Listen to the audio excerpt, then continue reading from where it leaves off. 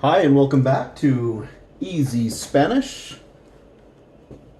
Last time we were together, we started practicing with our verb ser, which is one half of the verb to be. So we're going to start with number 2 this time, and her name is Shara, and she is from Congo. So we're going to use S because it is where we are from. So let's try it with the name Shara. Es de Congo. De Congo. Make sure that O, Congo. Congo. Good. We're going to replace the name with she, ella. Ella es de Congo. Ella es de Congo. All right, next page, we're looking at John, a new student. John, a new student. So let's practice. Now let's change this to Juan. Juan. Juan, un nuevo estudiante. Juan, un nuevo estudiante. So, nuevo, nuevo. And remember that V is actually going to be a B sound. Nuevo. Estudiante. Estudiante. John, un nuevo estudiante. Now, some cultures, some countries, they use the word alumno. Alumnos, okay, like alumni in English, right? And so we can also be attentive to whether they use estudiante or alumnos. So let's take a look. Es, okay, es. John es, or Juan es un nuevo estudiante. We're going to change John, the name, to he, él. Él es un nuevo estudiante. Él es un nuevo estudiante. Estudiante.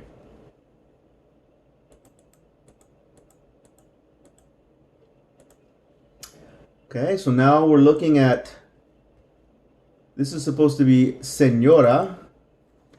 So I'll change that. I don't know why that A wasn't in there. Okay. Señora Clark. La maestra. The teacher. Maestra. So we have the title, señora, meaning female, an older female, an adult female, or married female. Señora Clark. Señora Clark es la maestra. Some countries use the word professor, profesora, in this case. Not necessarily having a doctorate degree, but someone who is a teacher they call professor. Same thing for French, professeur. And so, teacher. Changing señora to she. Ella es la maestra, la profesora. Ella es la maestra. Ella es la profesora. So remember that with professions, we always use the verb ser. All right, let's take a look at the verb to have. This is a review that we've done before. Pronouns: yo, tú, él, ella, eso, usted, nosotros, nosotras, ustedes, ellos, ellas. Okay? So let's use these together. We have tengo, yo tengo. Now remember that most of the time we do not need the pronouns like we do in English. because most of these are different. These are the only two that are the same. And so if I say yo tengo or tengo, it's the same thing. Tú tienes or tienes, it's the same thing. But we're going to practice these until we become very familiar, and then we'll just let them drop off. Yo tengo, tú tienes, él tiene, ella tiene, eso tiene, usted tiene, nosotros tenemos, nosotras tenemos, ustedes tienen, ellos tienen, ellas tienen. Tengo, tienes, tiene, tenemos, tienen, tienen. Now notice the subtle differences between you have and he, she, it, or you formal have. Tienes, tiene. Tienes, tiene. So just be aware, and sometimes when people are speaking fast, this tú tienes is actually going to sound like tú tiene, and they cut the S off. So just be aware, it's not the same verb, but it can sound like the same verb depending on who's speaking and how fast they're speaking. Okay? All right, let's practice a little bit. So we have our yo tengo, and this is a cat. Now this word is gato, so it's going to sound like this in English. Gato. Tengo un gato. Tengo un gato. I have a cat. Tienes, we know. Una, we know. Feminine. Bicicleta. So notice, this has the S, this has the K. Bicicleta. Bicicleta. The short U with an A. Bicicleta. Tienes una bicicleta. This is sombrero. Now, many of you, if you're living in California, are used to the Mexican sombrero, the big with the wide brim on it. But sombrero is just hat. It doesn't specify that it's a big Mexican sombrero or something that you would find on the Argentinian pampas or a cowboy hat. It's just hat. There is a different word for a baseball cap, gorra, but sombrero is just hat in general. Tiene un sombrero. He has a hat. Tiene un sombrero. House, casa. So remember the old movie Casablanca, White House, right? So, casa. Tenemos una casa. One house. We have a house. Horse, caballo. Caballo. Caballo. Now sometimes this double L will sound like a J. Caballo.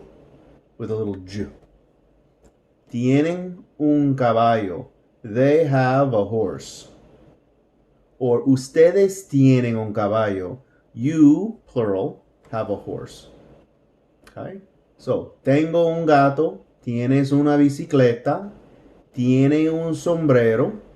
Tenemos una casa. Tienen un caballo. Let's practice. Highlighted in green are the different verbs. Have. Okay, notice that usted, the formal you, singular, and she are the same because they're in that same third person box. Okay, lápiz is pencil. Tengo un lápiz. I have a pencil. Ella tiene un cuaderno. And some people call this carpeta, depending on your country. So, ella tiene un cuaderno. Cuaderno. Cuaderno. Or carpeta. Either one, it means notebook, depending on the country. Pluma is one word for pen. The other is bolígrafo. Pluma, like plumage, actually goes back to when they used feathers to write with. And so pluma is one word for pen. Other countries like to use bolígrafo. Ballpoint pen, basically. Bolígrafo. Okay, so let's try it. Tengo un lápiz. I have a pencil. Ella tiene un cuaderno. She has a notebook. Now we're going to ask someone if they have a pen that we can borrow, right? ¿Tiene usted una pluma? Do you have a pen? Notice with question marks, in Spanish they come at the beginning and the end. Not just at the end like in English. They have both at the beginning and at the end. ¿Tiene usted una pluma? Or ¿tiene usted un bolígrafo? Bolígrafo is male, so we would change this to without the A. Un bolígrafo. Okay. This is the verb to do. This is the fourth verb that we're introducing. In Spanish, it's hacer. This is to do. It is both to do and to make. Okay, so let's take a look at the endings. This is an ER ending verb. Just like tener, ER, right? Tener, ER ending verb. So it's going to have the same endings as the other. Okay? So, hago. Remember the H is silent. Yo hago. I do or I make. Tú haces. Notice that the C before the E sounds like an S. Tú haces. Él hace. Ella hace. Eso hace. Usted hace. Nosotros, we are. We have. We do. Nosotros hacemos. Nosotras hacemos. You plural. Ustedes hacen. Ellos, they plural. They hacen. Ellas hacen. One more time for to do, to make. Yo tengo. Tú haces. Él hace. Ella hace. Eso hace. Usted hace. Nosotros hacemos. Nosotras hacemos. Ustedes hacen. Ellos hacen. Ellas hacen. Okay? And remember that these are more or less not really used a lot. We just use the actual verb form that's conjugated. Okay. I believe this is the last page. These were student questions that we wanted to address. Nice to meet you. Nice to meet you. Mucho gusto. That's another way of saying, instead of saying enchanted, nice to meet you, mucho gusto. Okay? Number 2, how much does it cost? How much is it? ¿Cuánto cuesta? So cuesta is cost. Vale is value. What's the value? ¿Cuánto cuesta? ¿Cuánto vale? ¿Cuánto cuesta? ¿Cuánto vale? They say exactly the same thing. How much is it? Have a nice day. Ten un buen día. Ten, that's a form of have, the command form. Have a good day. Ten un buen día. Have a nice day. Okay, that's it for today's lesson. The end of Chapter 1, Lessons 4 and 5. Thank you for joining me today, and remember, practice, practice, practice.